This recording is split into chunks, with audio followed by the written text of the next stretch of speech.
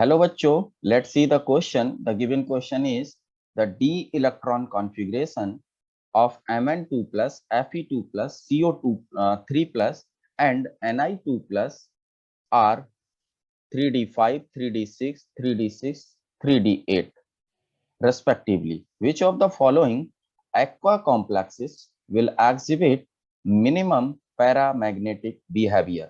कौन कौन से aqua complexes हैं जो मिनिमम पैरामैग्नेटिक बिहेवियर रखते हैं? तो इन चारों ऑप्शन में हमें सबका ये पता करना है कि किसमें नंबर ऑफ अनपेयर्ड इलेक्ट्रॉन्स कितने पाए जाएंगे। जिसमें जितने ज्यादा नंबर ऑफ अनपेयर्ड इलेक्ट्रॉन्स पाए जाएंगे उसका पैरामैग्नेटिक बिहेवियर उतना ही ज्यादा होगा। तो मिनिमम हमें पता करना है, ठीक है। तो मतलब किसमें सबसे कम अनपेयर्ड इलेक्ट्रॉन पाए जाएंगे वही हमारा आंसर सही होगा। तो चलिए सबसे पहले हम बात करते हैं ऑप्शन ए की। ऑप्शन ए में है आयरन +2। क्या है बच्चों?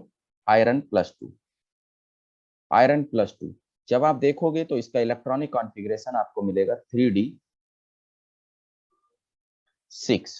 4s के दोनों इलेक्ट्रॉन निकल जाएंगे, 3d6 मिल जाएगा आपको।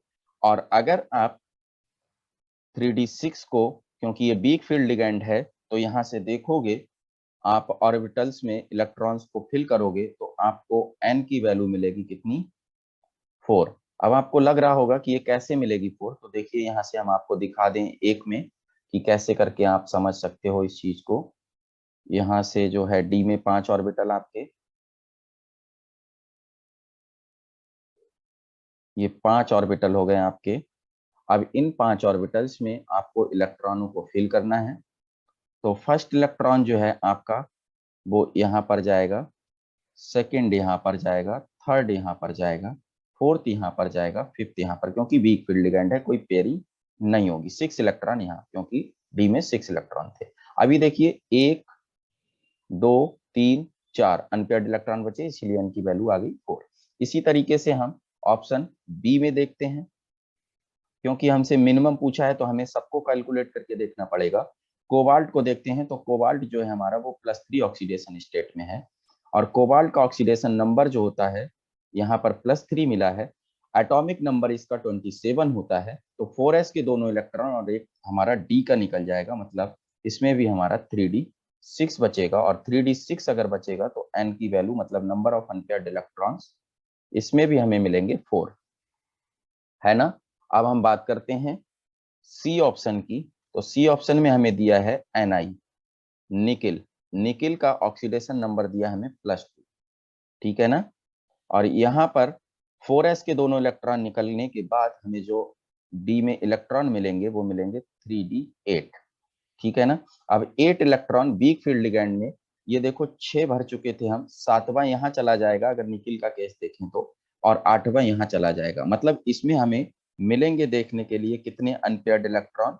इसमें हमें मिलेंगे 2 अनपेयर्ड इलेक्ट्रॉन। कितने? 2 अनपेयर्ड इलेक्ट्रॉन। एन की वैल्यू 2 हो गई। अब इसके बाद करते हैं बात मैग्नीज की। किसकी बात करते हैं? मैग्नीज की बात करते हैं। तो यहाँ से डी ऑप्शन की बात करते हैं। डी ऑप्शन हमारा है मैग्नीज, ठीक है। तो Mn, इसका ऑक्सीडेशन नंबर हमारा कितना हो जाएगा? +2 हो जाएगा।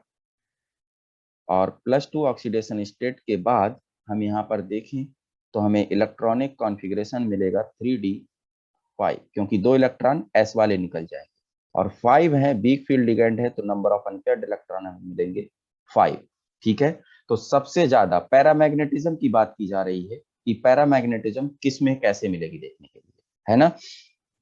तो जो हमारे पास में सबसे ज्यादा नंबर ऑफ अनपेयर्ड इलेक्ट्रॉन रखेगा वो हमारा सबसे ज्यादा पैरामैग्नेटिक होगा, मतलब डी की पैरामैग्नेटिज्म सबसे ज्यादा।